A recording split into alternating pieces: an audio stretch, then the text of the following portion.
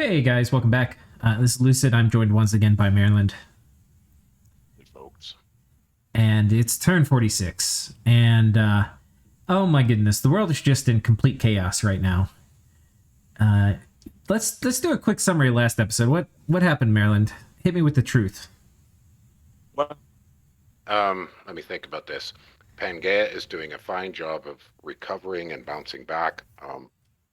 We're still wondering how much he's going to split into multiple counter-raid forces, or if he's going to maintain a core unit. Vanheim, we can't see much. It looks like a complete regrouping, falling back.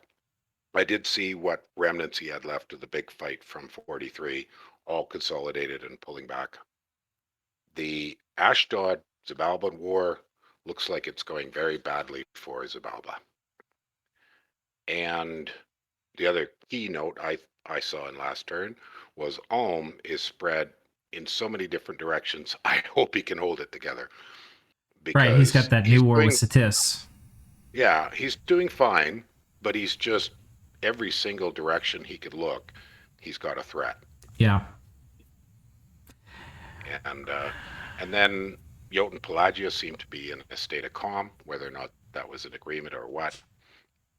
And the rest of it is sort of just counter-raid shenanigans going on. Yeah. The only really good, interesting fight was the Xibalba and Ashdod. We put a lot of time into that one, and it was very interesting. Touch and go, some small differences one way or the other. It could have gone either way. Yeah. And that's kind of my summary. Okay, well, that's a good summary. Oh, and the other part was what we did off mic, which was we might be getting to the point where a lot of the action is small scale while everybody sort of reevaluates what's next. Because as you mentioned, anybody sort of trying to make a jump on someone now is running the risk of everybody else coalitioning against the person. So who's going to try to make a play? Well, it's interesting because a lot of the military power, Pangaea and Vanheim are now weaker. But they were also the big scary threat. So it's like, okay, you probably don't need to coalition them. This has really made space, and we'll see if people can convert it, but it's made space for for Ashdod and for Ind and Ulm to quickly conquer territory and become like superpowers, basically, like Pangaea and Vanheim. So contender. That's kind of my main wonder is I think it's going to be tough now for Pangaea and Vanheim to take the next step and get way farther ahead. Yes. Though maybe there's some plays that we haven't thought about, like maybe they go after someone else. But I think the real question for this next phase is who else is going to become a superpower? And this is a big list of chaos. There's a lot of battles.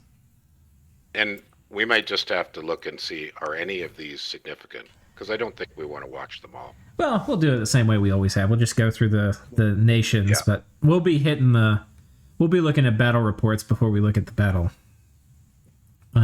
Okay, from Pangaea. My Dryad in 221 had a seduction battle versus Van Jarl. She lost, but it means that instead of stealthing his guys out, he moved them. Wait. Oh, right. Which means they're almost certainly in the province with the Einherjar serving as mage support. Okay, what he's saying here is because there was a battle, it means that at least one of the Van Jarls moved and not stealthed. And 221 is the province I think I was mentioning that looked like the regroup for Van. Right. Before you read further, could we pop out and look at it? No, it's all the way over here. No, so that's not the one I thought. Okay. Take that back. The presence of a combined stack of his surviving mages and new reinforcements would point to recombining my armies as being a good idea. However, it's also the case that the Einherjars are non-sacred and accompanied by more non-sacred mages. If he does cast poison resistance on them, they're vulnerable to foul vapor. Oh, if he doesn't. Well, he said does. Oh, if he does cast poison, they're vulnerable to foul vapors. And even if he does cast it, he's not casting Serpent's Blessing because that's enchant 7. And any that are missed, especially those dwarves, are liable to die. So I'm going to keep 2 split stacks and just add Foul Vapors casters to each one. And if he does intercept instead of pulling back to the throne as I expect, I should still be sitting pretty. So he doesn't want to doom stack. And he's saying because there's probably not a lot of poison resistance, he can probably get away with it. Yeah, he's setting up some Foul Vapors traps, ambushes. Right. Okay. Well, it's not really a trap because I think he's wanting to retake territory. He's wanting to start kicking the elves out. But as he does it, he doesn't want to do it one province at a time. Yeah. On the northern front, I actually hecked up. My god is 1 province too far to gateway to the Throne of Knowledge and defend it. And I'm not going to waste a god plus army turn on the hopes that he's just going to ping it because I doubt that he'd actually thought of it. Since he bumped both Vanheim and Pelagia this turn, he might not be coordinating closely with them the way Ulm was, which makes sense given his Diplo with me. So he's probably like Vanheim in that. So he's probably like Vanheim in that the losing White Centaurs being somewhere else, and that the White Centaurs being somewhere else means they're not going to bother him. Okay, so I guess what he means by I was like, what does he mean like Vanheim?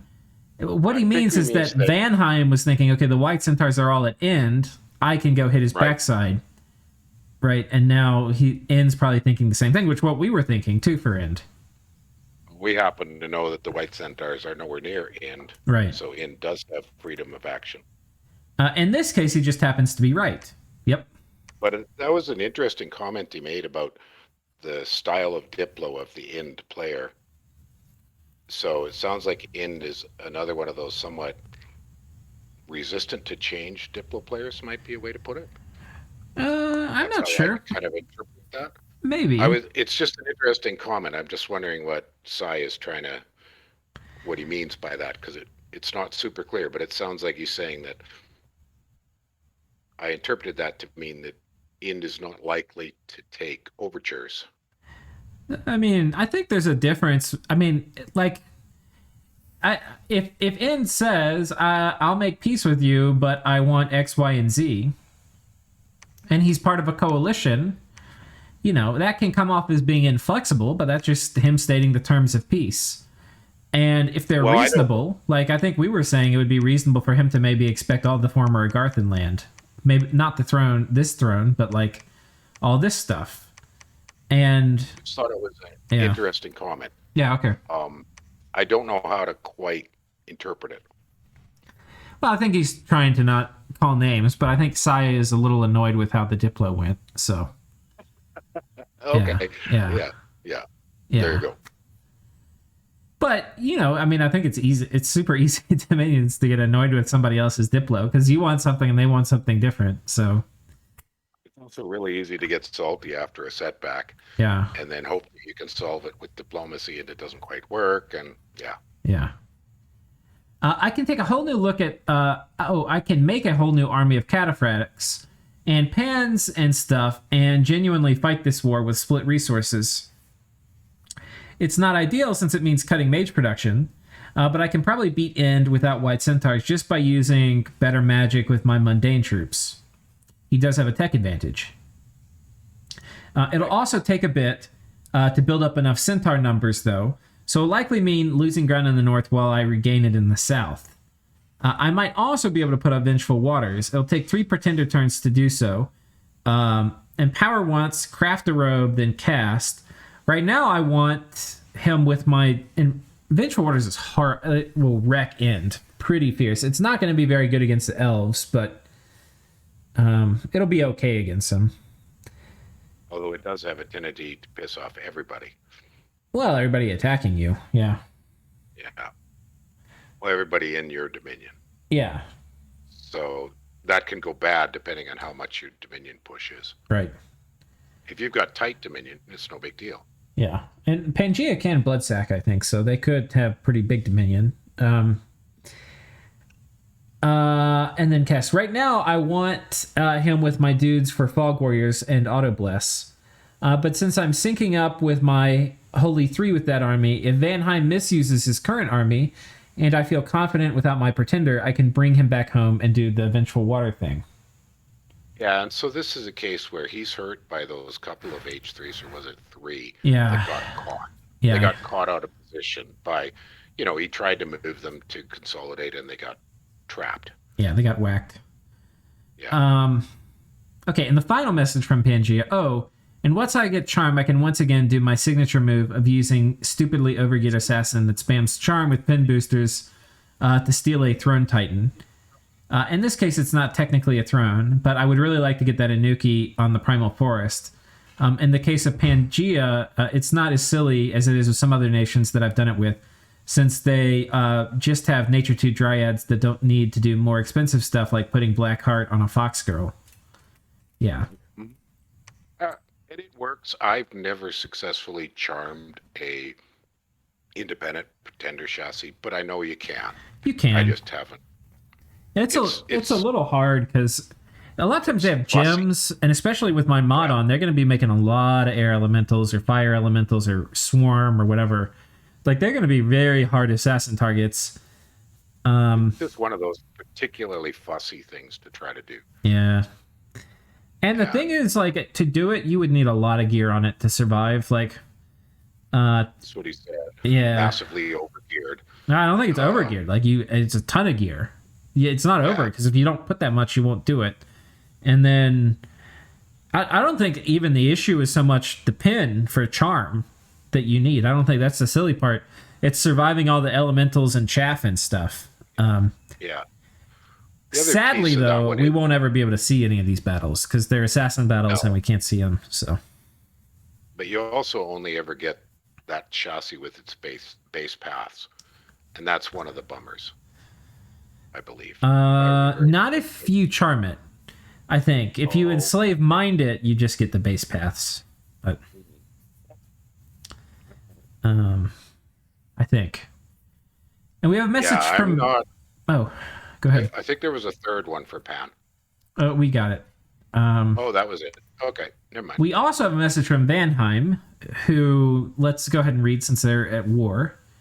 I've not had time to write any messages lately, but it seems I can get one in now. The battle against Pan was quite unfortunate. He attacked at exactly the right time, just before I had Wailing Winds, and he had a lot more White Centaur than I thought he would have. I am now retreating towards home, hoping that I can find a way to defeat his armies now that he's on the offensive. Research is going pretty fast now, so soon I will have darkness. Oh my god. And a few turns later, also my mass protection and fog warriors. And fog warrior is not going to be great against Pangaea, but it'll be nice because it's basically like a twist fate. And with darkness, like we were just talking about last episode, Pan doesn't have dark vision. Combine that with the fact that the White Centaur were already having trouble hitting the elves, it's going to be near impossible unless they get earth melded. The coalition is still holding, though. Although only N seems able to do any real damage to Pan, but at least we have damaged Pan enough that he won't easily rush for a throne win. And I think that is actually true. Pan was thinking about it, and from my perspective, it wasn't so much that Pan was going to go for a throne win, even though that was maybe in the cards. It was that he was going to eat End. And they have averted that. He did tell us quite clearly that he didn't feel a throne rush was viable until he ate one more nation. Yeah. Now, there is a bit of a thing here. I don't know. It doesn't look like Vanheim maybe knows just how spread Ulm is. Which is, in my opinion, why Ulm is not doing much towards Pan, because Ulm is just scattered all over. Yeah. All right, so let's watch some battles. So the Pangaea Vanheim War. So he's got two forces coming out. This one just runs into some PD. This other big force just runs into PD. Here it was a fair amount, but loses only some Maenads and Harpies. More arouse hunger. Okay. Easy enough. 6 PD. Can take that. He must have a pretty good death income. I think he had commented on that. I don't remember. Given that it's a path he does not normally have. He was saying he had a lot of death income, but I don't think I've seen much of it. A Lilium Vale, he's got 2 of those. That's pretty good. But I what don't see mage that is he much. using to cast it with? Yeah. What kind of death mage does he have? Just a revenant? I don't remember what you have to get. 3? Yeah, that's actually tough to 3. kind of get, actually. Because a Revenant, you would need 2 boosters. Well, a skull staff with any 2 with the skull staff can do it, but to get a Revenant, he had to have. But a Death Revenant's 2 in the only first 1, yeah. But you have to have Death 2 to get it. So somewhere he's got a Death 2 mage is how he got this whole thing. He's at least got his Pretender, but I doubt that's a horrible use of a Pretender turn. I can't figure it out. But a Mound Fiend isn't. So maybe he bought a Mound Fiend. He got attacked by Bogus here. That's kind of shitty. Good old Bogus. You know the story of that, eh? Yeah. That's Still Winter's one of their original role-playing game pen and paper parties. Yeah. That's a fun story. Yeah, that's pretty funny. This casual 28 defense on this dude. Yeah. No, Bogus is a nuisance. Some great gear though, if you could charm them. Yeah. Like awesome stuff if you could charm them. Which, Pan can do. No, I think he gets it this turn. So the old trick where if you could charm Bogus, you could get Fire Mage as a command. You get a Fire Commander. You get the command. Yeah. Fire Commander, yeah. But they changed that. Yeah. It's a bit of a side story. Okay, so we have a Van Jarl coming in doing deep raiding with some very budget gear. Yeah. We've seen those guys before that build. Oh. Pangaea poking, I guess, expecting Ulm might move out with about 20 gems worth of gear. But it's a reasonably heavy thug because he's going to do summon Earth Power, Iron Skin, Temper Flesh. Yeah, he got paralyzed already. Paralyzed. Oops, that's not good. Oh, 27 turns. 27 turns, okay. Yeah, bye-bye. Well, see ya. He burnt a fair number of gems here. Yeah, it's probably... Let's see how many gems he burned.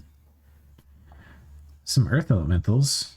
Which, these guys with Earth Gems are going to be pretty good against Dryads, too. Oh, yeah, that's a good Dryad defense.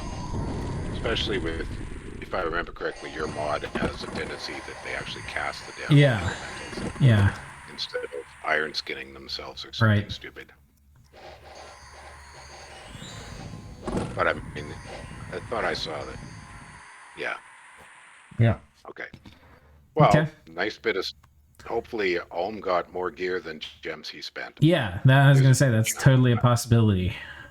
Very much so.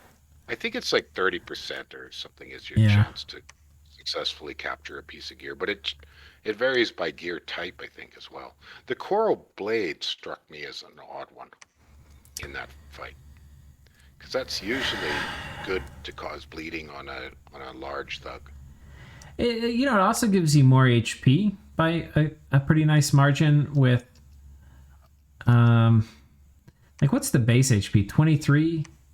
But his current max... Oh, he's only had it on for 1 turn, though. So the Coral Blade bonus actually hasn't translated to current HP. You can see that his current HP is less than his max.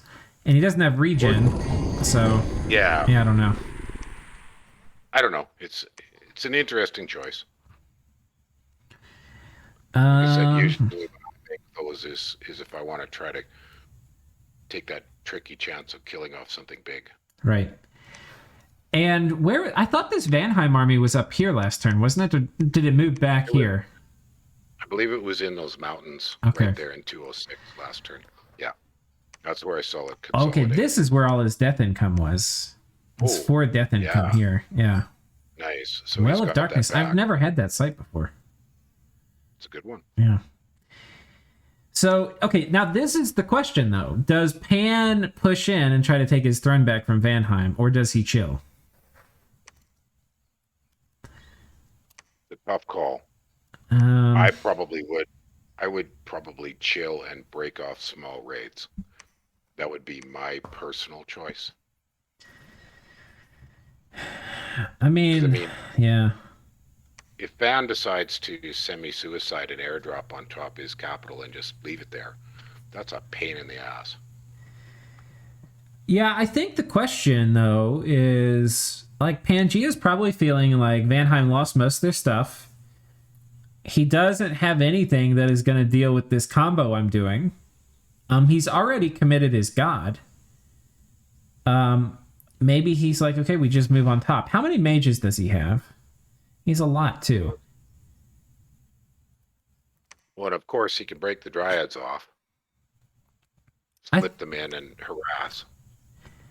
I think he's gonna go for it. Is my guess actually.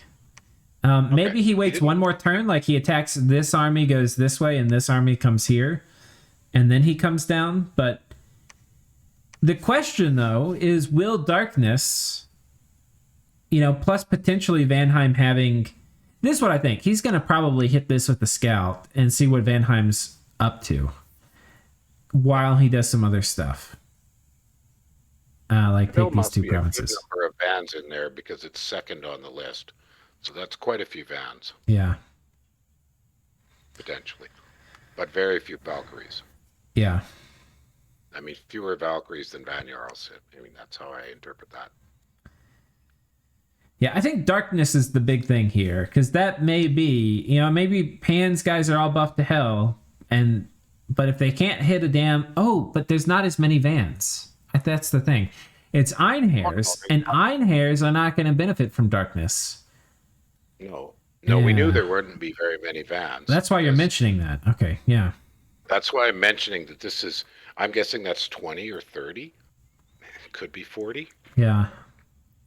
But it sure as heck isn't the 70 or so that there was. Yeah, I don't know. I mean, it could be... I think the other thing that may do it is if he gets Darkness and Storm, Air Elementals are going to be really scary. Because Air Elementals can see in the dark.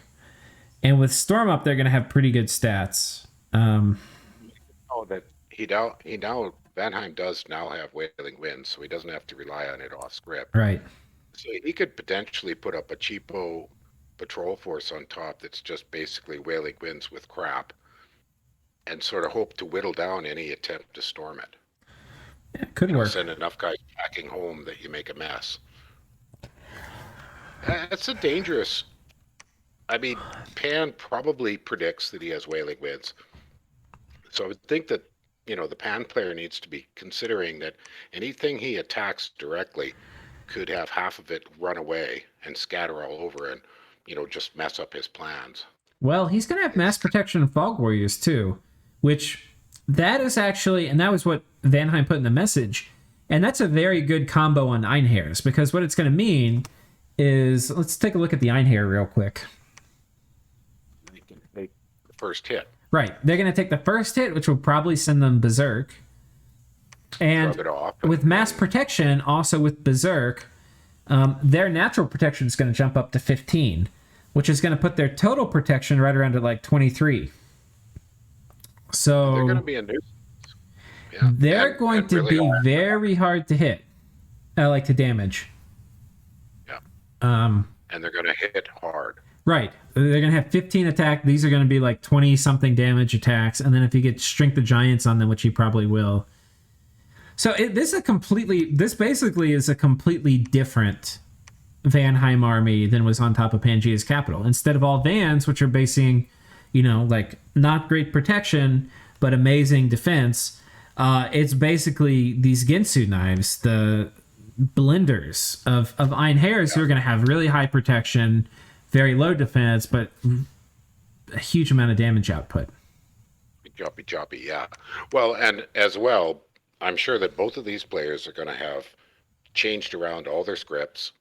Not everything. They'll do the stuff that works, but they're going to be trying, scripting tricks. They might be both mixing in a different kind of thug. Right. Instead of those blatant melee thugs that got wiped, Vanheim might be trying, some other kind of thug. I don't know exactly what it might be. I'm just saying that, neither can kind of sit there and go, well, he's going to do the same, because now Pan doesn't have that advantage. He doesn't know what script Vanheim has prepared. So he'd be jumping in blind.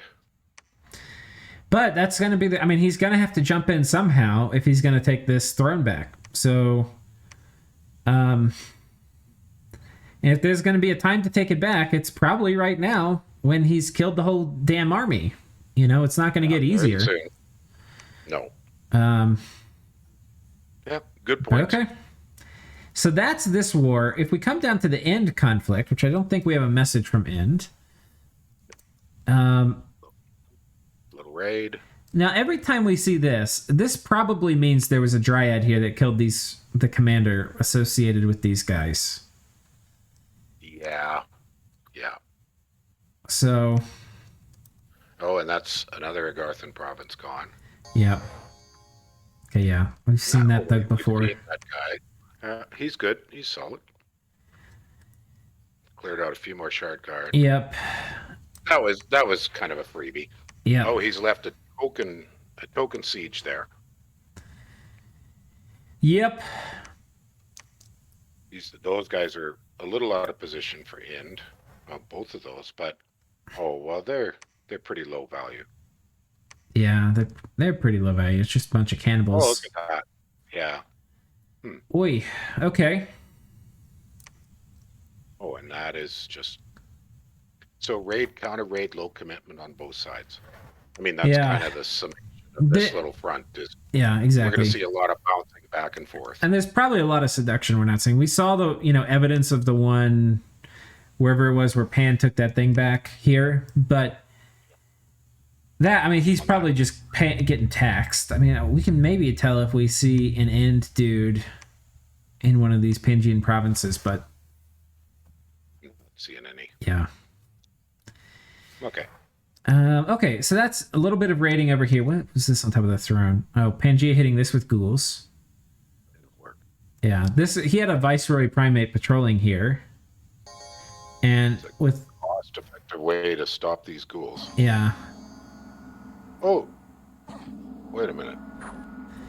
So these are the giants that End gets as PD for Wasteland provinces. Okay. I thought, did he go, enslave some... oh, yeah, no. Oh, that was actually kind of close. That is seriously hardcore PD. Yeah. You don't get many of them, though. Yeah, I'm thinking that's 7. Yeah. Kind of like heavy craft, you get the second one at 7. Right. That's what I'm guessing. Oh, man. There's 3 Agartha forts on lockdown, but he's got to take these. Yeah. But, I think End has a bit of a breathing space here that he could just kind of do this kind of low commitment, raid, counter raid back and forth with Pan while he finishes off Agartha. I mean, I don't see that at all, really. I think he is on the clock to get Agartha out of the game. He needs to get Agartha out yesterday. That's what I'm saying the same thing. Oh, okay. I'm saying that as far as the Pangaean thing, he could kind of just harass back and forth over these few provinces, but he does need to siege down these Agarthan forts and get that done. Yeah. No, he's because if by some miracle Agartha made some kind of annoying breakout, that would totally mess up all his efforts. Right. I mean, or Pangaea just keeping him. I mean, he needs. I mean, there's like the question of, okay, you need to put down Agartha, but he needs the resources of Agartha. Like, he needs these forts and these labs. He needs the gem income. He needs all that stuff. And he needs to be able to kind of consolidate his position. Whereas right now he's spread like too little butter over too much bread. Okay. That is a very old metaphor. Yeah. Okay, more Centaur Hierophant rating. And Abbot Magus. Yeah. How's he doing those pitch mother thugs?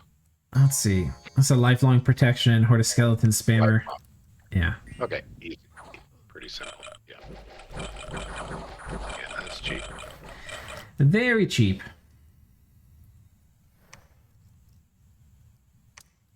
Oh, okay.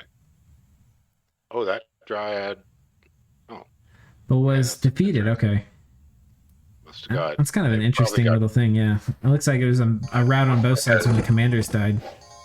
It looks like a stray arrow. That's what I'm guessing.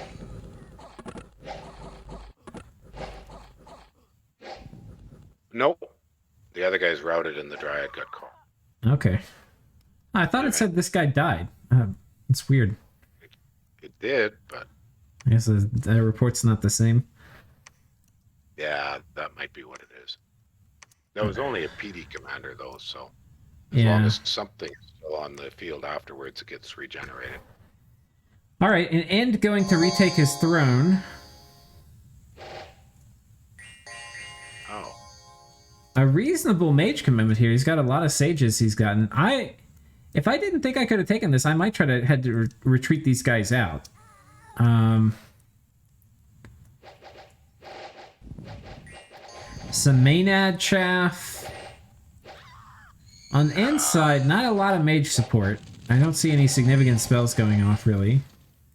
A little bit of Legions of Steel and Strength of Giants.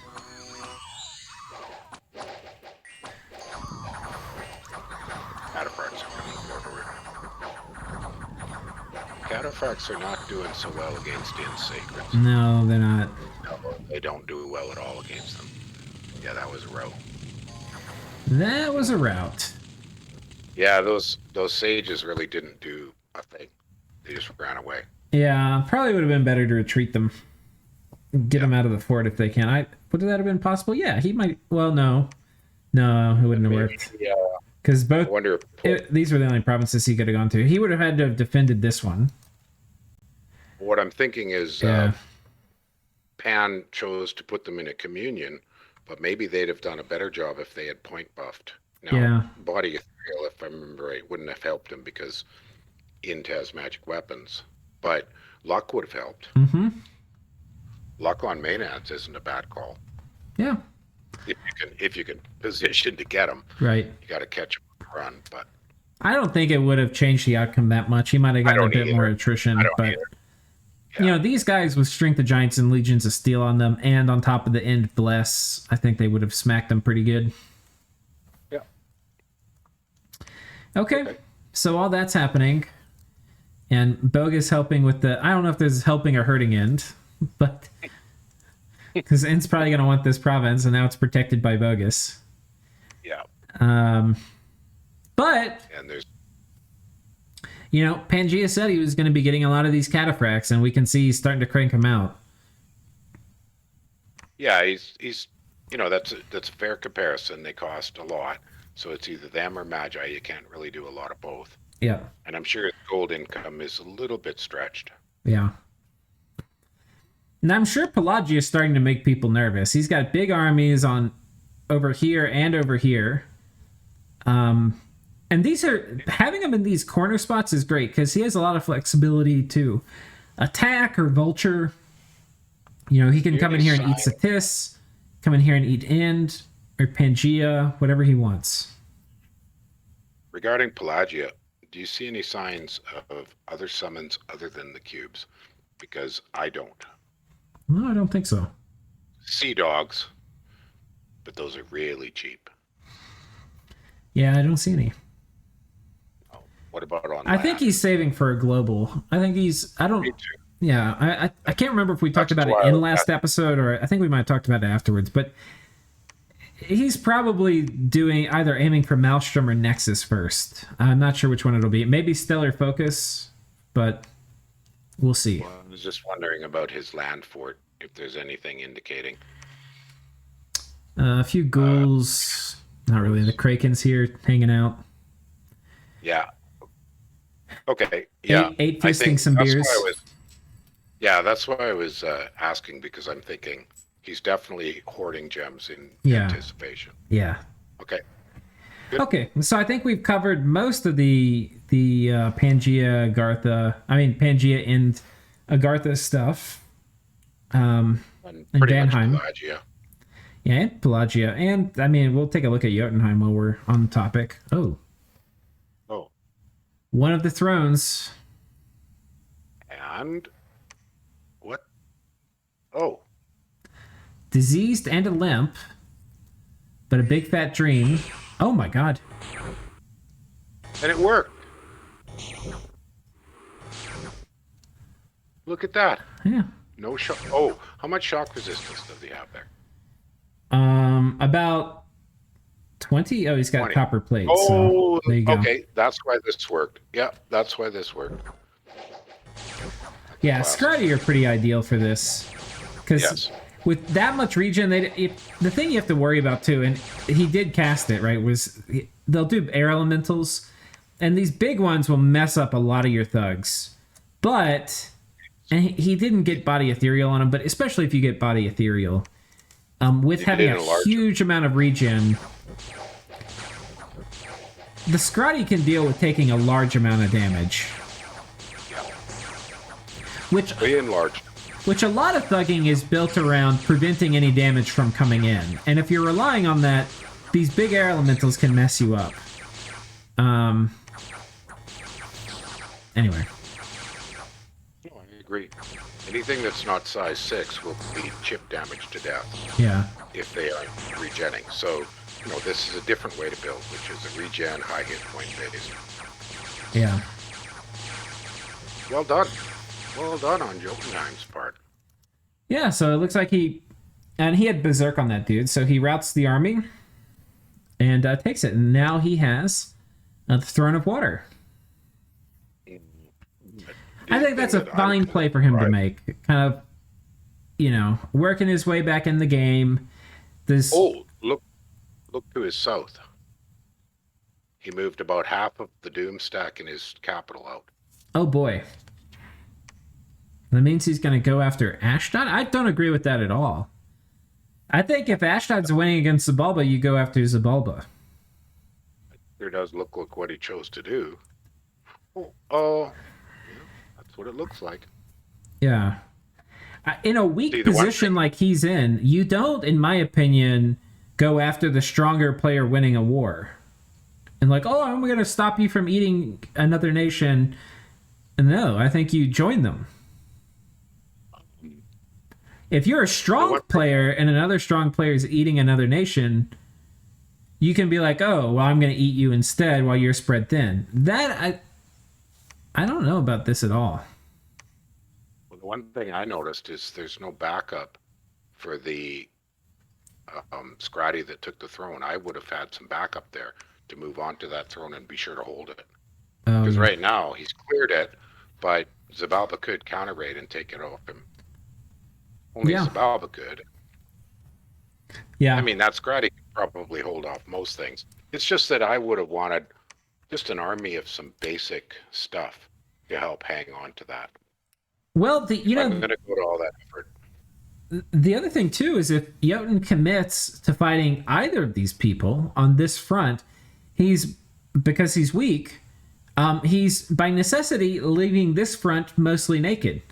And he had mentioned in our Discord, because people we've got a current series thread in there where people will talk about different things going up, but including this tournament. And when the corresponding episode went up where we were saying maybe it makes sense for him to make peace with Pelagia, he was saying, yeah, it might have, I didn't do it. And what that means is that even though there's no action occurring on this front, I don't think they have a non-aggression pact.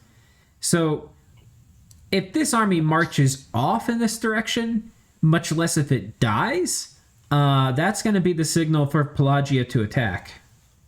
Yeah. So... Although it is... No, I was just looking. You posted the latest is 41, so we're a few turns ahead. So there could have been some Diplo in that interim. Yeah. Yeah. I just have this look that Pelagia stopped doing any raiding for now 2 turns against Jotun, which kind of indicates to me maybe they made a deal. They might have. But because the last message I remember from Jotun was that he was going to hold his coast against Pelagia and then look towards what his next move is. But he's pulled everything back from his coast. Well, he doesn't want to have Krakens drop on it, right? But he's got them in forts nearby. Yeah, that's a good way to put it. But I don't know. Yeah. I think this army and these look very hostile to me. I would assume if this was here, if I were Vanheim, I mean, this this army right here projects so much power. It's very threatening to all these players around here. Especially to Jotunheim, I think. Maybe there's complacency going on. I mean, this could be on top of Jotunheim's cap in 2 turns. This is like a saying about complacency is that maybe everybody's sort of going, well, Pelagia hasn't done anything for so long, they aren't going to do anything. Yeah, but this is Arco playing Pelagia. Okay, Arco isn't. I'm not agreeing. Yeah. I tell you, he's scheming. He's waiting. I think he's waiting for Jotunheim to get this army to die or to get like 4 moves away from the cap. And if it's 4 moves away from the cap, he's just going to come in and take it. It's my guess. But I'd be surprised. Okay, so that was cool. We got to see a cool terrain battle. I think we had a message from Jotunheim too. All right, Ashdod is beating up the frogs. Not what I was hoping. We'll roll the dice and go for Ashdod. No! Dude! You eat Xibalba! You helped them. Dude. I was wrong. He has not made an agreement with Pelagia. Unfortunately, I basically have to leave half my forces in the land to fight back Pelagia, who does not seem to want to stop fighting. Okay, so maybe he's contacted them, which I don't think... I mean, we were talking about it a while ago. There was a good reason for Pelagia to not want to stop fighting. A nap doesn't really buy Pelagia anything. And it potentially could prevent him from seizing a great opportunity. And it's like, okay, if he... Let's say he doesn't get a nap with Pelagia because it doesn't benefit him. And he's like, okay, well, I can't go off and do my next war. Well, that's great for Pelagia. Pelagia would love having a rump state next to him. You know, he doesn't want the coastal nations to be strong. Okay. I can't not attack anyone, though, and just keep fighting Pelagia all game. True. I can't grow from such a war, but the other players will get larger in the meantime. Other options, vulturing Xibalba would just empower Ashdod, not even give me much due to geography. Let's evaluate that. Where you kind of disagree with him. I don't see a great deal of geographic problems. I mean, he's got a big old front. He could get, like... Well, and I was talking about sending thugs into the water, but a scrawny thug, that's a pretty tough underwater option. Yeah. I mean... It could die to water elementals, but yeah. Yeah. But it can also kill a few water elementals. I mean, scrawny thugs are strong, but they can't... They're probably not going to be strong enough to get surrounded by water elementals. No. See, I don't see what he means by... I don't see a geographical challenge here any better or worse than Ashdod. I mean, he's got... Ashdod is worse geography. It's attacking through a diagonal. Yeah. I'm not... No, sorry. I'm not agreeing with him on that comment. I think he's got just as good a geography against Xibalba and a heck of a lot easier target. I mean, the other thing is if you get Ashdod, like let's say he was successful beyond his wildest... I think there's so many reasons this is a bad idea, but on one hand, like imagine he was wildly successful. He had more success with this army than he knew what to do with. So he took this fort, and then he took this one, and then he took this one. Well, all that time Ashdod's going to build up stuff to fight him. It's going to be a long time before Ashdod dies.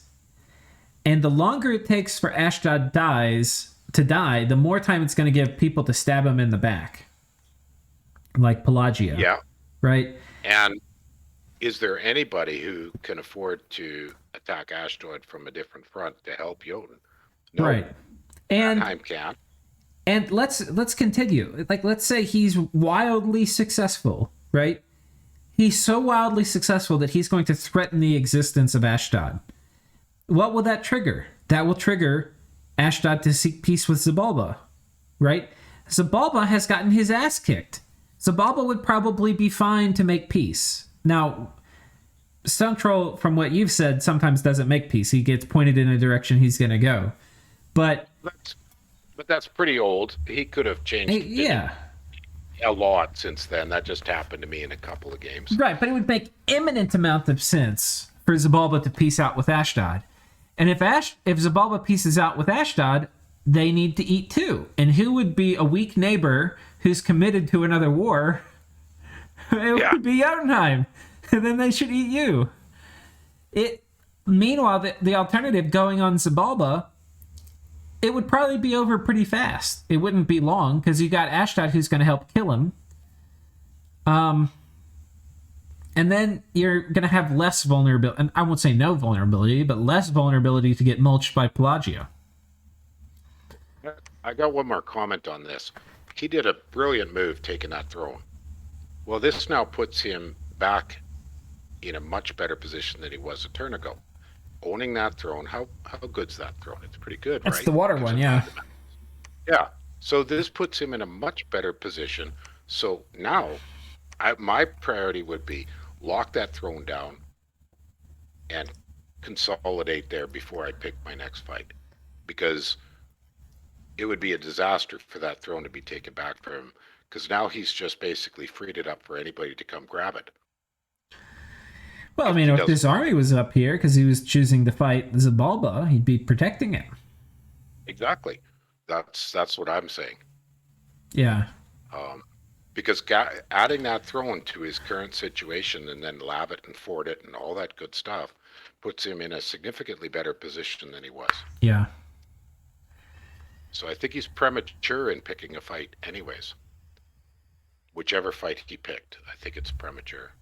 Well, I think he needs to do something. But I think what he needs to do is vulture.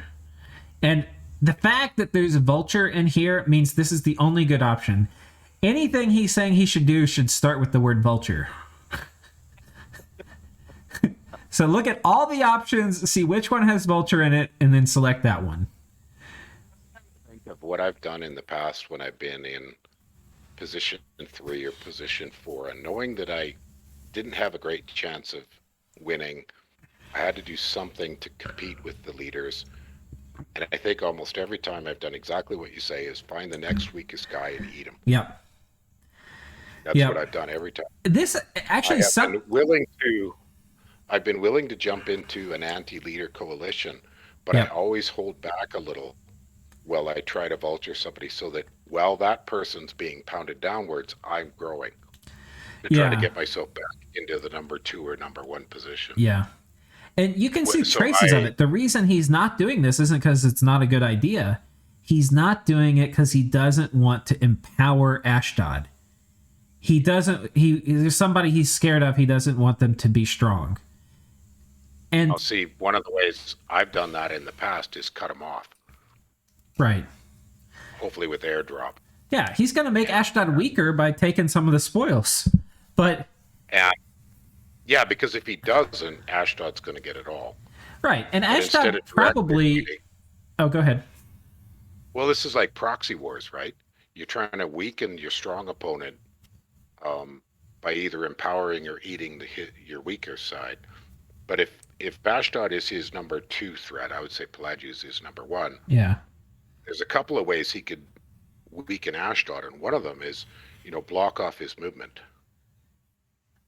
Yeah, but I mean, I think too, if you're Ashdod, you don't mind Jotunheim helping you here. Like, because Xibalba, having this war with Xibalba be quick would be kind of nice. So I don't even think I think if you're worried too much about helping other players, like, oh no, this is going to help Ashdod too much. Like, that is how it's a loser. And I know the Jotunheim player, and I like him a lot, and he's a good player.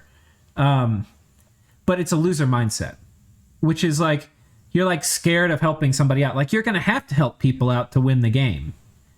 You just made a really good point, though. You made the point that if you were Ashdod, you would be quite willing to work with Jotun. Yeah. Because there's plenty of spoils for both. Yeah. And letting Jotun recover to the point of holding off Pelagia is a damn good thing. Yeah, it's a good thing. Because Ashdod's only way to contain Pelagia, which you should be knowing is a serious threat coming up, is to either eat Jotun or reinforce Jotun. Right. That's the only way he can stop Pelagia from eating Jotun, is one of those two. Either he has to beat Pelagia to Jotun, or he has to keep. But there's no way that Ashdod can realistically split his efforts right now between Xibalba and Jotun. It makes wonderful sense for Ashdod to even buy help from Jotun. Yeah. Okay, the other two options he's looking at are Satis, which is that awkward diagonal, but it's more reasonable now that he's potentially going to be getting more of Jotunheim. But this is a dead horse he's beat a few times before. But there is that really juicy throne. Right. Don't even mention that cursed throne, Maryland. I do not speak of it. Oh, come on. Every turn I bring that throne up. I love that throne. That's cursed the most throne. The most hilarious piece of this game. Everybody bashing each other senseless over that throne. Could do Ulm through Vanarus, and Satis reached out to me for that, in fact. However, Satis does not want to cede 80 for that, and I'm currently neighboring one single Vanarusian province, so... Which is 80? This one. That is really awkward. Of course he can't. These guys can't have a combined front war through this. There's not enough land. No way. Yeah. There's no way. So what they could do is Satis could say, look, you plow up this way and you get all of this, right? You get Vanarus's cap, you get all of this, you get 80, this is yours, and I'm going to plow up this way and I'm going to get Ulm's cap. And that's a deal they could do. But if Satis isn't going to give them 80, he doesn't actually want their help. I agree with. Oh, that's pretty blatant. Yeah. Because there's nowhere he can't go across that impassable mountain, and that would be going over Zib.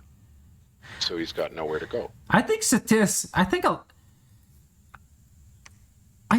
lot. I'm seeing a lot of times in this where people are not. They're being too stingy on their deals. Like, God damn it, guys! Sometimes you just have to make a good deal. Like. For Satis, he's fighting Ulm, who's in a superior position. If Jotunheim was willing to help, and, like, of course you would give them all of this. Of course. Give them all this. Let them plow upwards, right? You plow up here. Like, focus. Yeah. But again, you and I have talked many, many times about how few players are willing to buy peace. You know, to literally bribe somebody to leave you alone. And it looks like you're giving away too much, but if you really think about it, what you're giving away is some money and or gems right now, in exchange for not losing a whole bunch of armies, which often costs you more in a relatively useless war of attrition that's just weakening you both. Yeah. So I'm usually quite willing to buy peace if I can, you know, and willing to be quite generous in purchasing peace. Well, it's not even just purchasing peace. I mean, here it's just like having you want to have a good ally. Like, I regularly buy provinces. Like, I'll go to somebody and say, here, I'll give you, how much gold do you want for that province? Right. Or can I rent it for 5 turns? Or, you know, and they'll go, well, give me 10 turns worth of income. Okay, done. You know, that's a deal. Yeah. If it gives me an access point, like if I could buy one of those 2 provinces as an access point, I'd totally pay for it. Well, I think Satis should give it to him for free, but I think it came up in this Jotunheim message too, how he was thinking about Ashdod, like, oh, it will just empower Ashdod, right? Or Satis might be saying the exact same thing. He didn't put it in a message to us. I don't want to give him this because this will just empower Jotunheim. Like, if you have to be willing to make other players stronger. That's just, and it's something I think Perun covered pretty well in his video on diplomacy, which Perun is, in my opinion, like tip top on diplomacy. His diplomacy is very good. Very, very good. I would say to the point where he like almost abuses people, where they do stupid stuff they shouldn't do. But played him? What's that? Have you ever played him? No, I've helped him in games, so I've like looked at his. We've gone over turns together and talked about nations and this, that, and the other. But he's got it in his video where you're basically doing a bunch of win-win trades, and if you do enough of those, then you get yourself into a good position. And that's one way to look at it. The other way is you want strong allies that are going to have a good reason to trust you and to work with you and to work.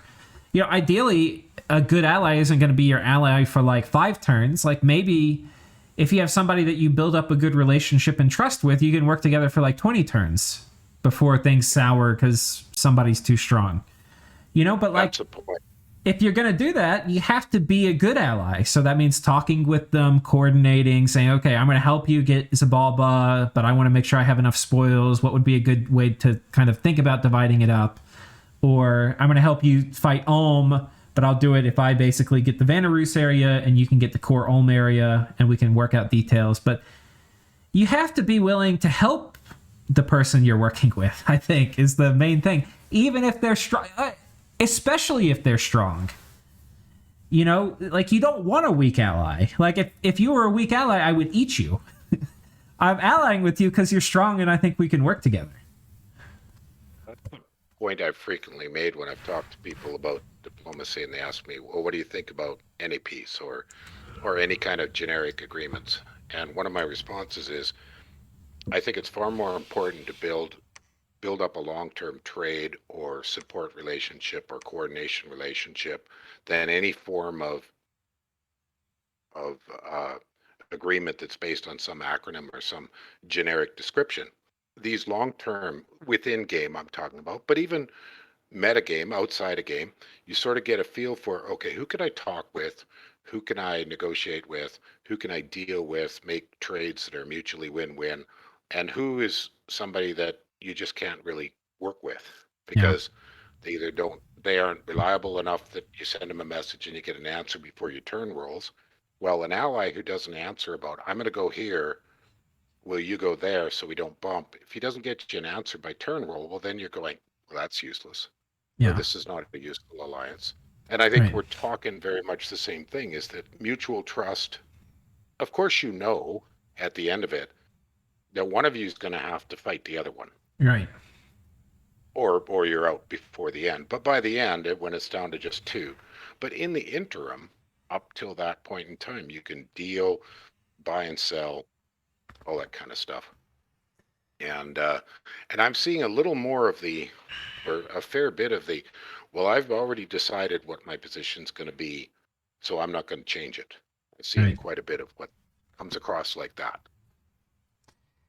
Okay, so let's look at some of these battles here now, because but I think that's a good point. That well, flexibility, right? You know, adapt to the changing situation. Well, I mean, I guess I'll just say my thing. I think, you know, naps are great. They're great because they establish some boundaries and some rules. There's a lot of good things about non-aggression pacts, but it's not like the end of diplomacy. You know, like diplomacy goes a lot farther, and having a profitable alliance that you work with somebody, you know, you want to have trust, you want to coordinate, all those things. And it's one of the things that, you know, Vanheim was, that Sai was talking about, how like Vanheim and Ulm were coordinating. So they were being very effective allies. Exactly. You know, they negotiated, Ulm was frustrated that Vanheim cut them off, but then they negotiated without like coming to words exactly about who got what. Vanheim was accommodating because they wanted to have Ulm as a partner.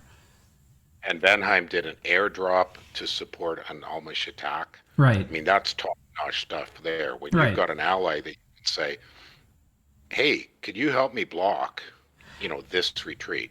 And they do. Well, that's big. Well, and he was airdropping it it wasn't land he was going to permanently hold. He was doing it just to kick Pan in the nuts. So yeah, I mean, I think Vanheim has been an excellent ally, and we don't hear things about, well, I could airdrop this Pangaean army, but I don't want to empower Ulm. No, that's not what he's doing, because he's smarter than that. He's not doing that. Yep. Anyway. Interesting diatribe, but very deep. We probably went a little too far down that rabbit hole. Let's look at what happened in Vanarus, because I think we got to see. First of all, are there any goddamn effigies of war? That is my first thing we're going to check for. Because I've been wondering that all goddamn game, Maryland. No. And then there was that discussion in the current series discussion that there's some weird multiples of 5 thing going on with those. Oh, yeah. Is that it? Or like 102 counts as 100 and 103 counts as 125 or something? Well, they were saying that it adds a fixed amount to your army, but how the number gets rounded, Yeah. how the number gets rounded is not based on the number that gets added to, it's based on the original number. So if you see like normally it'll get rounded to like 100 or 150, it won't get rounded. It would normally, if you have a 300 person army, it's not going to say you have 305. Right? It'll say like 310 or 320 or something. So if you see 305, it probably means there's effigies there. Because, you know. Anyway, we might be able to go back and check. But I'd have to read that in more detail, but that's something I did not know about, and that is one of those weird esoteric tidbits of the mechanics of the game. Okay. No effigies put on people. Dear God, I want to figure... First of all, this is a lot of mages, but it isn't 70. This looks like 30 mages. I think there must have been effigies. But it looks like he was sweaty enough that he didn't want to give them up if he loses. Well, if I was using effigies, I'd have put them on the independent, the basic commanders like that. Yeah. Guy at the top. Which guy? The guy at the back that's got glamour. Oh, this dude? Just a plain commander. No, top. One second. Top at the back. We'll find them by section. Okay, these guys. These guys. No. No. Okay. That's who I would have put them on, not a mage. Okay. Well, what we did see clicking through all these is almost all these guys have gems, which is what you should be doing for your cap defense. I'm expecting a lot of swarm. I'm expecting maybe some fire elementals. Slaves, so it won't be much for communion. Right. On Ulm's side, we've got a pretty big amount of mage support. Some mages look like they're thugs even. Some are slaves, communion slaves. We've got flaming arrows, which is going to be coming out. Some bows of war, interesting. Okay. More bows of war.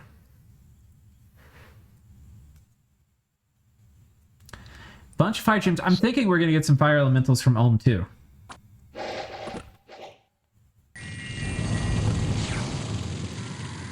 Root powers, Phoenix Wards, Thunder Wards. Thunder Wards. Oh, okay. Okay. Yeah, a bunch of the power things going off this turn. Protections, elemental defenses. Yeah. Protection from different elements. Already some flaming... Some communion stuff. Those look like magma bolts. Yeah. And some bows of war coming out. Or no, those were just the crossbows. I think he blessed the first turn. That's a bow of war.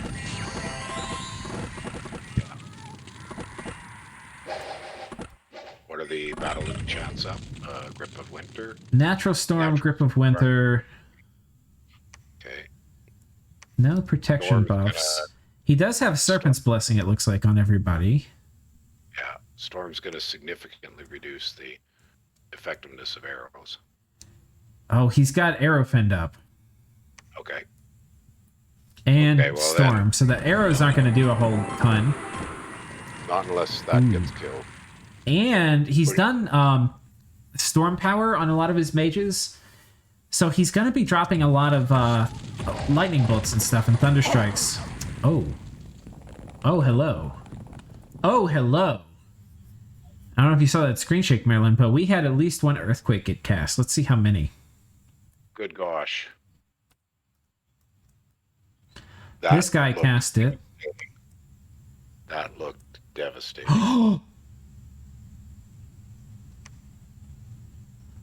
Firestorm. Firestorm. That is early for Firestorm, guys. That is very early. Oh my. We're turn 46. right? Ulm has crazy research. Earthquake and firestorm. Oh, he doesn't have fire resistance on his guys yet. Normally you do Firefend first. And he has the research for it. Normally you would do Phoenix Power, Firefend, Firestorm. But he's chosen to just drop it.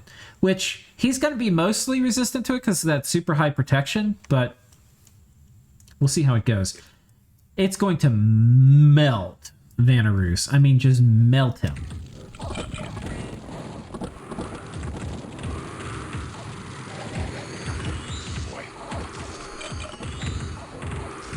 Now, it's actually not melting him as much as I thought. Why is that? Yeah. Fire resistance 5. Fire resistance 15. I saw him put up protection from fire in the first couple rounds. Yeah. The small one, but... Does he have it on his troops? That's the problem, right? If his troops all die, they'll run. Oh, he's got it on his troops, too. But on the bears. These guys don't have it. Oh, some of them do. Okay. Yeah. So he must have known that Firestorm was coming out, probably. I guess so. Or he was worried about flaming arrows. Or that. Okay, so Firestorm is not going to be as debilitating. But the earthquake was pretty devastating. Yeah. Yeah, the earthquake did a ton of damage. I think it knocked out a good chunk of Magi. Oh, one of the battle enchants dropped. The storm is we out. have Grip of Winter cast by... Oh, he's got a fatigue play going on over here for Vanarus. He did Grip of Winter. And he did Foul Vapors, but Serpent's Blessing is up. The Stormcaster's gone. Yeah, Stormcaster. But Ulm has a Shaman that did Reinvigoration. So Ulm is actually... They have the soft counter for the fatigue play up. So, you know, these guys are getting fatigued out from Grip of Winter, but it's not terribly fast. We received Magi in that back line. I think quite a few ran away already. Oh, maybe not. Oh, there they go. See, they're starting to run. Oh no, there's less than I'd say there's only a third of those sages left. They're mostly done. Yeah. And he's on the edge of a complete... Oh, he's mostly routed. Yeah. That's it. That's fight over. Ulm took fair losses. Oh, and now Ulm has got something flying. I think that was the air elementaler. Oh no, did he do mass flight? No. He's got flying flails. Now that the storm's gone. Oh, he did mass flight. Oh my god. Oh boy. Wow. So Ulm had a bunch of things. I mean, he had Serpent's Blessing up, he had mass flight, he did the earthquake, he did firestorm. I mean, a bunch of these things I wasn't expecting. I didn't know he was going to do earthquake. I didn't know he was going to do firestorm. I didn't know he was going to do mass flight. These are unexpected, that's for sure. Yeah. And against a mage heavy but troop weak army, those were pretty devastating. Yeah. Because he had no questions. Was he going to beat the front line of Vanarus? Yes. His flail guys and stuff were going to pound their way through that no matter what. This battle, it went to turn 13. Vanarus did about as best they could with the tech they had and the units they had. They scripted things really well. They had fire... If they didn't get fire resistance, which is not... like I think he was casting Flame Ward or whatever the spell is. Smallish ones. Right, the smallish ones, but the area effect ones, which you don't see a ton. But if he didn't cast those, his army would have evaporated. And he wouldn't have done nearly as much damage. Right. Because he did do decent damage. Yep. The Ulm army looks seriously weakened. Yeah. So, you know, props to Vanarus. This was about as good as you can do, but, you know, props to Ulm. He had the tech. He was more aggressive. He had made plays, which let him get all the tech he had. And this is the first battle that we have seen with Ulm where it is clear that he is the research leader in this game. I agree. We have not seen him roll out anything significant tech-wise. It's just been mini thugs, mini armies, you know, very simple stuff. Right. Some Iron Blizzard. a few elementals, like simple stuff. So he lost 61, a few magi versus there were 35 sages in there, and they're gone. Oh my gosh. So that's what. That's about 40 mages total. Loss. I'm just doing a bit of ratios, so it's about 4-1 losses of magi. Yeah. And the great enchantress is gone, so it died. So his god's gone. Well, everything's dead because it was a fort battle. So. Holy cow! So another nation out of the game. Yeah. Effectively. All right, guys, pour one out for Vanarus. You know, they weren't super active. We didn't see a ton of movement. They weren't making huge plays, but you can tell they put a good bit of thought into this cap defense, and I think it made it was a pretty interesting battle, seeing how that all played out. Cool. So yeah, cheers and good game, dude. Yeah, cheers. So what's left? He's got one fort. Oh, he's raided out a little bit. He had a thug run around. Yeah, but notice the poaching by Xibalba. I wonder how Ulm's going to respond to that. Well, probably he's got Satis to worry about now. Yeah, so he's going to ignore it for now. Whoops. Oh, he's so greedy. Xibalba's getting a little too aggressive, a little too greedy. Good grief. Well, that did not go well. I'm kind of foul vapors. I was going to say I don't know why this army would win, but that's because he's going to gas them. Oh, good grief. Good grief. See, I don't understand this move. From Xibalba? Why pick another enemy? Yeah, why pick another enemy? I think he was. Wait, was he attacking? Yeah. Wait, no. Satis attacks Ulm. Oh, so he would have been attacking Ulm. Yeah. The fuck? Yeah. Why do you want to start another war when you're already losing one? I don't understand that at all. I don't understand that at all. I mean, he poached against Vanarus. Okay, that was relatively safe. Yeah. That was a fine move, except that he needed these armies elsewhere. It was a fine move. I know. Getting gassed. This is a strange move. Yeah, a very strange move. Getting gassed. Oh, wow. Man. Both Magi, his commander. Oh, dude. Well, that's a 95%. What are you... This is like, get me out of the game is what this is. Why would you do this? Well, I would argue that's exactly what it is. And then Jotun attacking Satis, because you remember... Jotun, what are you doing? Oh, wait, no, but this would have been attacking Ulm. Why would you do that? What are you doing? What? Now he's attacking Ulm? Yeah. Which turns out to be Satis. But he ran his great big army down towards Ashdod. Is this just like I'm exhausted, so I'm going to attack everybody just to get this over with? Is that what this is? Is this a player morale failure? I think he's thinking like... I can poach? No, I think he's thinking like, hey, you don't get all of this. He was my neighbor. I fought him for a while. I'm going to get some of it. And so he's attacking him to like take it. Or he's going to plan on bumping Satis. But like, dude. I don't know. You need your armies. And you need to not have enemies when you're weak. Like, you need to vulture. Good grief. A vulture. Okay. Oh my god. Okay, this was...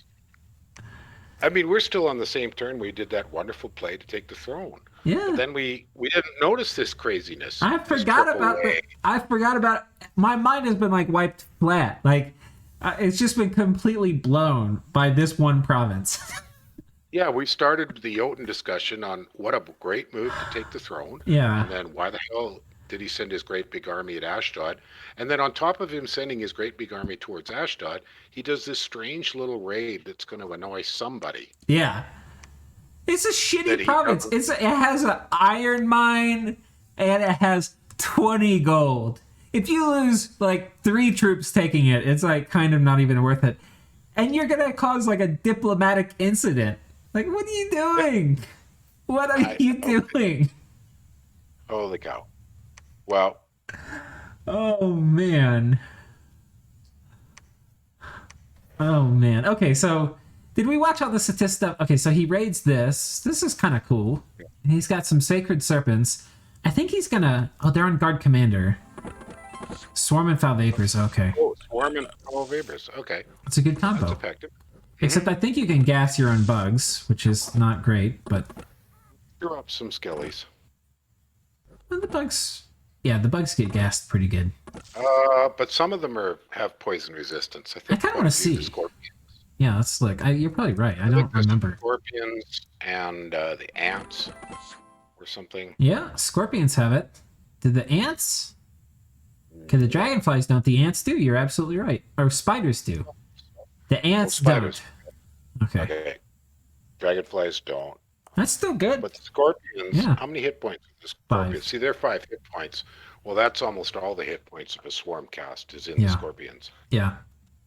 So your foul vapors is not going to route you or route the. Yeah. That's a cheap little move. Okay. Satis is attacking up here into Ulm. Oh, he's trying something similar. Looks He's this going to did gas not them work. again. It's basically the plan here is let's gas Ulm. Does Dom have? No, he doesn't have any shamans here. So it's probably going But he's to... got enough. It looks like he's going for enough cavalry to kill him before it works. Yeah. Oh, Body ethereal. his shaman is taking poison damage. Well, right, because it's only got 5 resistance, so... So the shaman's going to run away. I think that's why this fails. Because each of those ticks of morale. Oh, and there an arrow caught it. Yeah. That's it. Well, and these big black halberd dudes are gonna fuck up these guys with body ethereal. Oh, wow. Yeah, they're pretty efficient at killing things. However, Well, He did losses are high, though. yeah, he did gas him pretty good. He did. You got a priest. Yeah, I mean that's 300 gold of guardians, which are cap only, and then a priest. Yep. It's like a trade. If he had, I wonder if he had Twiceborn, because he's got a lot of death gems. If this guy was Twiceborn, it would probably be a pretty good trade. No. Okay. Okay. It's interesting. And, oh, okay. Dirt cheap. Yeah, effective. Bare bones. Oh, Oh, That- raiding underwater is hard. it is. Oh, and those Because they get Kalulus. these are normally really good troops, but they get the stat penalty underwater. Oh, and these Kalulus Oh. are. Oh. Oh. See, that's what I was saying about. Look at their combat speed. I think it's 22 or 20. Yeah, what were these guys scripted with? They can't have been on attack clusters because they literally ran past. It's on attack rear. Oh, dude, they were going after this commander. And the commander's following behind the units, not standing at the back.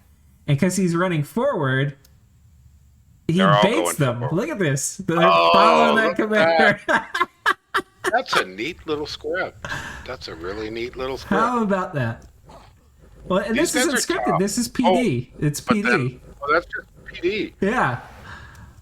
Oh, man. Good grief. Oh, man. This is the best part. This stuff at the end. It's pretty fun.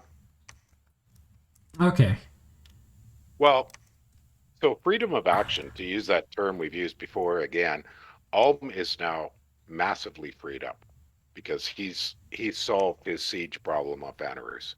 Yeah. So all of those Uh-oh. 310 guys. Oh, We gotta watch this now. now what? I don't know. Don't ask me. Okay, this guy is just peeking his head out. Alm is What? attacking again. But did this go wrong? Oh, but he's got, I think it did. He's got this guy who's got quickness and the defense and luck.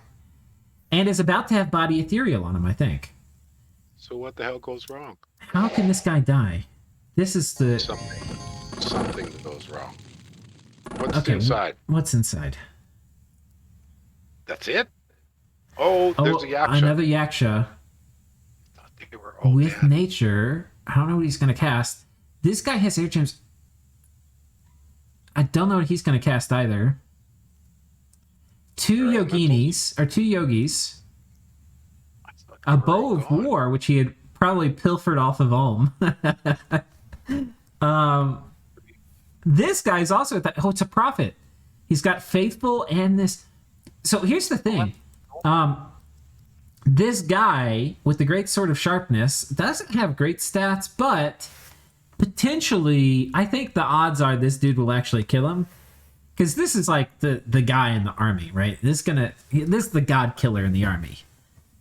But he also could die. He could get killed by the god. Oh, wow. How many times has Ulm struck this thing? A lot. The fourth? Okay, he's doing it better now, though. He's got elementals in front, which I like. He's got this dude who should mulch a god. I don't know how he doesn't win this, to be honest. This guy will go straight through the wall because he's ethereal. Right. I think. The hero. But he's busy tied up killing PDR. Oh, Phantasmal Army. We've seen this before, but only really by this. I've only seen this spell cast a few times in my whole life, and they've both been by this Bandar player. This guy's working his way through the wall troops, so's the fire elemental. The earth elemental trying to trample these illusions, which is... Oh, and there's a lot of bugs.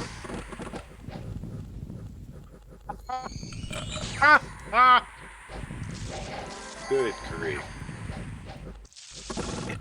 Wait, how does this work still? Oh, the hero got through, but now he's going to get tied up, chewing up bugs forever. Yeah, but how does... Oh, drain life. Oh, drain life. Drain life is how. He doesn't have regen.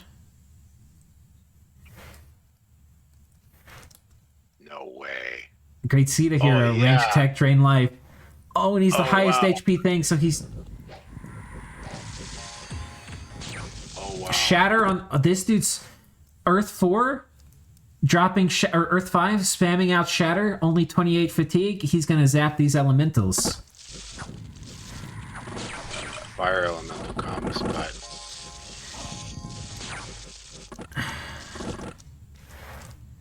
This guy needed regen. Oh my gosh.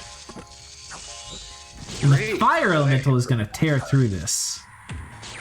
Well, Bandar made a brilliant play by not using his Theta as a thug this round. Yeah. Or his Yakuza. Yep. By using them for casters. Yep. Great play. Oh my Where god! did he get this from? I don't know. I'm wondering where the heck maybe somebody helped him out. I bet you somebody donated. Yeah, probably. Vanheim, probably. Oh, the Guardians are finally there. One more Earth Elemental. Oh, this was... Oh, another Drain Life got cast, but it didn't target him. Who did he target? The Elemental, I think. Hit a Guardian with Drain Life. Oh, okay. Okay. Okay. Well, maybe because his hit points are lower than the Guardian now? Another Drain Life on another Guardian. An Earth Meld. Oh, this guy's down to 11. I think he got... What did he get hit by this last time?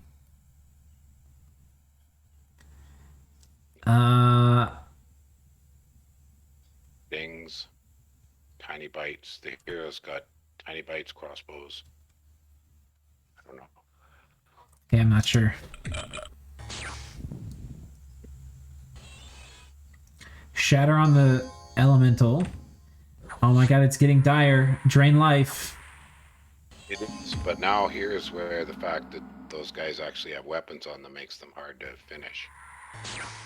Why has he not killed the guy in front? What is that guy? He's lucky. Bishop. Bishop. How is it not dead? Luck. And body ethereal. Oh my god. And all an earth meld and Alm's gonna run. Oh, okay. They got here. They got the but there's no more yogis.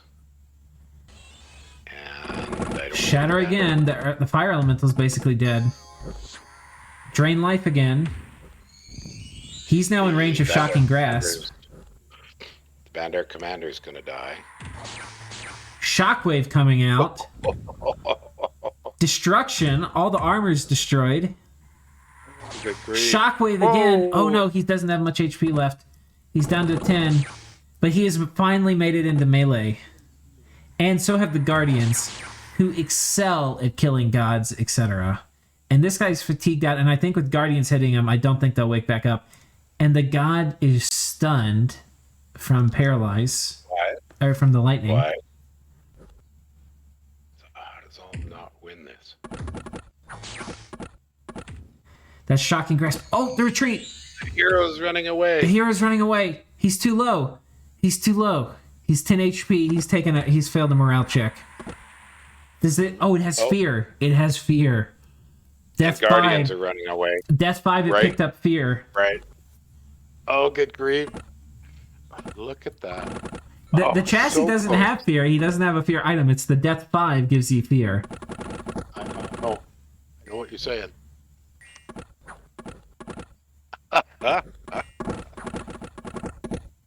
Mr. Bandar Log, brilliant play. Oh my god. Just to have the sense to know that, okay, I got to do a change up, yes. I put gear on my guys, but now they need to be casters. Oh god. Oh.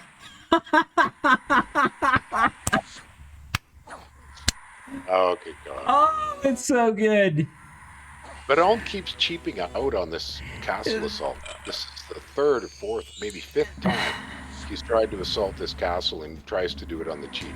I mean, this was more respect than the other times. This should have worked, in my opinion. I mean, knowing what I do now, I see it didn't, but I thought it would have when I saw the battle start. But it was right on the edge. Yeah. But both of these guys have near infinite casting ability. That is true. They have been just dropping spells. Like 4 reinvigoration. They have high paths, though. 3 reinvigoration. Notice they're both diseased now. Yeah. So this will end. Well, he was diseased to start with, so... But he got regen on, so he got his hit points back. Yeah, that's true. Maybe that's the real trick, is don't attack them until the disease kills them, because they'll just regen back up.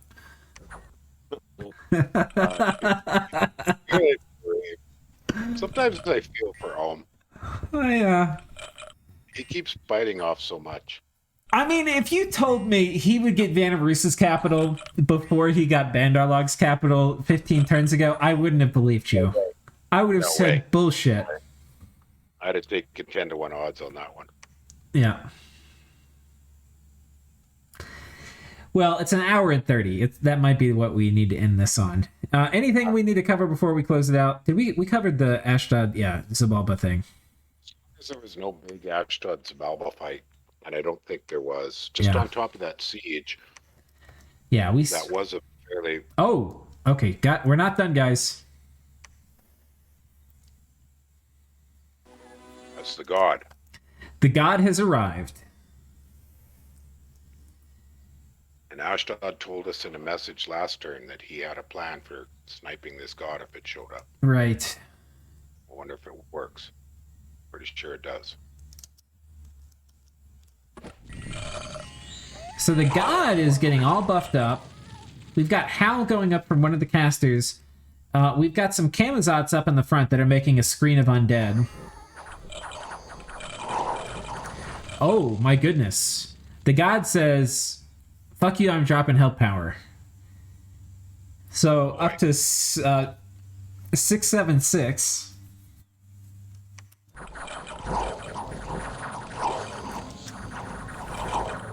And here it comes. Okay, it's got help power, now it's going to go fight. What happens to it? Let's take a look at it. It's 29 protection.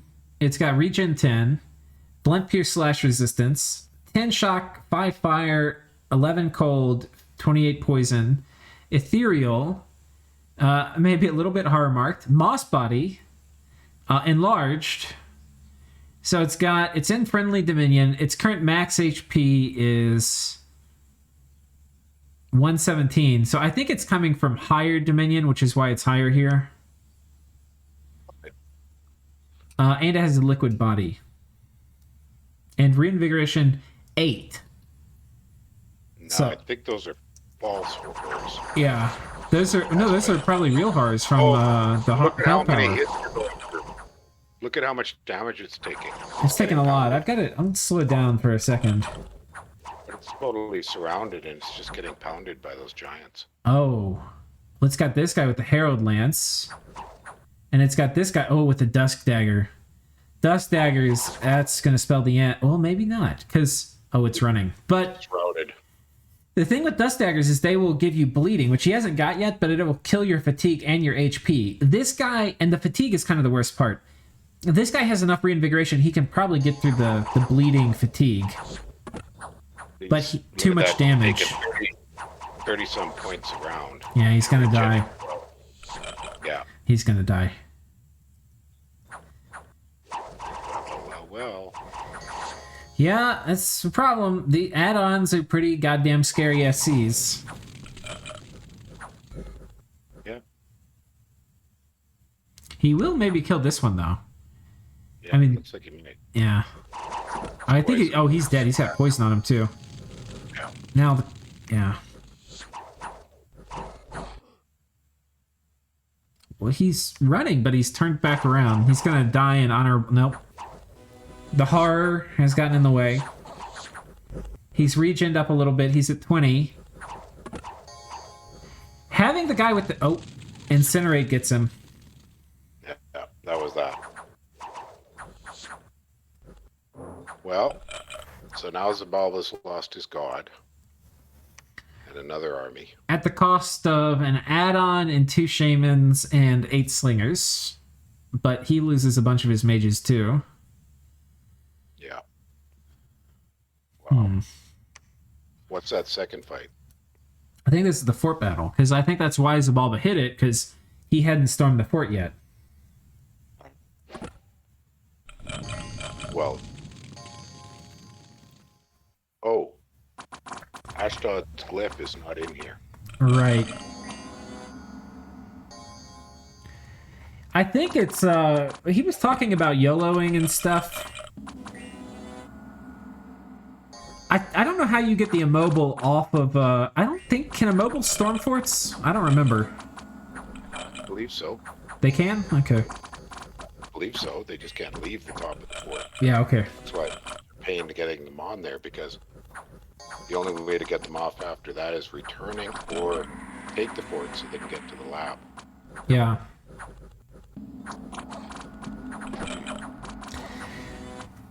Okay, well here, so there's a bunch of these unfrozen, which have very good stats in cold, and it's cold 3 here, so this is where they're meant to be used. Previously, Ashdod has killed them with flaming slingers.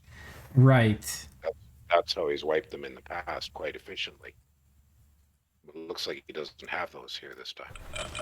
And there's a fair amount of supporting skeletons coming out. And this is the Dusk Dagger dude. Oh. What are you doing, mister? Oh, hello. This guy is pretty sexy. He's quickness with a bunch of resistances and a firebrand. Firebrands with quickness are pretty scary. Yeah. And those unfrozen are tying the guy up. Oh, that Bacab. He also doesn't have regen, so it's possible they kill him. I mean, the solar rays are doing a lot of damage, but oh wow, you're not kidding. He got the shit hit out of him. He's done. Yeah, there he goes. Jesus Christos.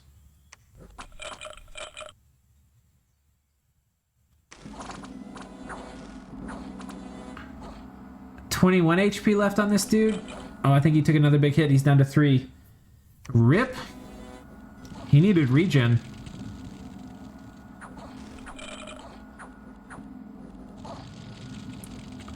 You know, honestly, if these guys had been on attack, it might have been the difference.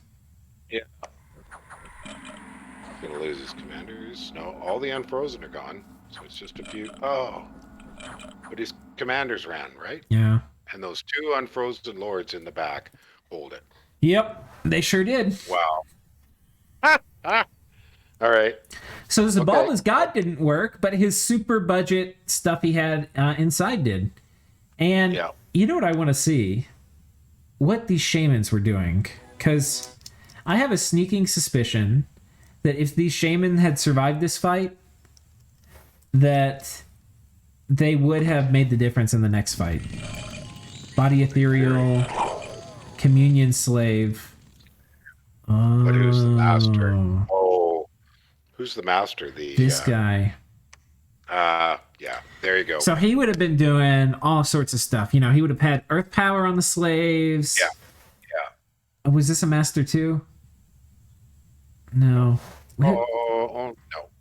Was this guy a master? This guy was a master. So he would have had 2 masters. These guys would have had regen probably on them. Or no, they wouldn't. But they would have at least had earth power. They would have been fine supporting him, I think. Only if it's only 2 masters. And these Anakites would have been buffed with ethereal. So... And the slingers didn't get into the storm, so their commander must have been one of the commanders that got sniped. Yeah.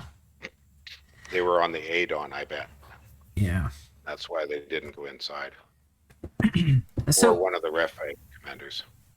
So interestingly, I think is the summary of this is that even though this failed for Xibalba, the little damage it did cause was enough to keep them Xibalba from success, or to keep Ashdod from successfully storming the fort. Yeah. Yeah. Okay. Well, there you go. That said, there's a lot of Xibalba reinforcements on the way, whereas there's nothing from Xibalba. So. Ashdod reinforcements on the way. Yeah. Okay. Oh no. Another one. Another one. Yeah, and Xibalba's just bleeding out now. Yeah, this is a little hairy. That's to say that's for sure. Let's take a look at his army size graph for Xibalba. Oh man, dude, they're literally half of what they were like 5 turns ago. Yeah. Well, and look at Vanarus. Where's Vanarus? Oh my god. Yeah. Okay. Who is this gray line? Oh, Agartha. Yeah, okay. Agartha, who actually has more than I thought he would have. Yep. I mean, Xibalba's getting dangerously close to the Agartha line. Where is Uruk? Oh, they're pretty low. Yeah. Well, he's just got something in that one last fort. Yeah. All right. Well, I think that's it. Okay. Yeah, I think so. Our longest episode ever.